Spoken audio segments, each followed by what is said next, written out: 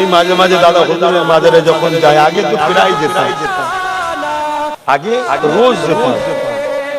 এখন তাকে যখনই যেতাম আমি প্রায় বলতাম, বেটা যান এতটুকু তো দোয়া করেন, আপনার সিলসিলার উপকার যদি করতে না পারি ক্ষতি না করি। কেন অনেক কষ্ট করেছে আমার মুসাফিরুজ্জামান না, এখন তো এরা সাজানো বাগানে ফল খেতে কি, কিন্তু আমার দাদা হুজুর তখন এই বাংলায় এসেছিল, তখন কি মুসলমান ছিল? সব সেরে পুরি বেশরিয়াতি বেদাতিতে সব ভরে গেছিল। এত সহজ নাকি?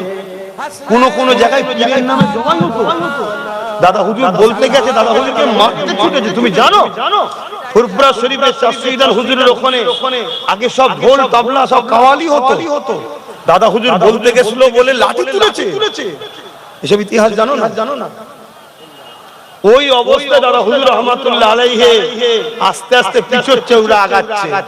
ওই অবস্থায় হুজুর ঘরে চলে এসেছে। লাস্টে এত পিছনে লাগলো, দাদা হুজুরও আহমদ নবীর এই সুন্নতটা পালন করেছে।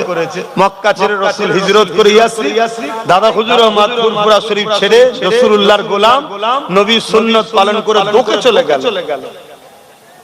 তারপরে এদের আল্লাহর মাফ শুরু হয়ে যাবার পর আবার যে ক্ষমা টমা চেয়েছে, চাবার পরে আবার এসেছিলেন হুজুর। আমি যেটা বুঝাতে চাইছি, তাহলে এমনি হয়ে যায় না।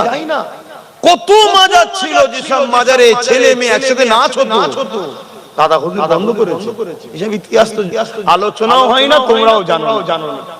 তো যাক, কোনো দরবারে গেলে আলোচনা করলে আরো বেশি ভালো লাগবে, কেন এখানে অনেক ধরনের মাইন্ডের লোক থাকে তো এই জন্য আমি চেষ্টা করি রসুলের আলোচনাটা বেশি করে করব।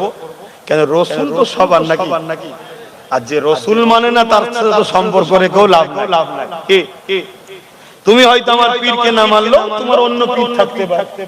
আমার মুর্শিদকে না মানলো, তোমার অন্য মুর্শিদ থাকতে পারে। আমার শায়েখকে না মানলো, তোমার অন্য শায়েখ থাকতে পারে। আমার আমিরকে না মানলো, তোমার অন্য আমির থাকতে পারে। কিন্তু তুমি যে আমিরই হও, যে মুর্শিদেরই হও, রাসূলুল্লাহ তো হতেই হবে নাকি?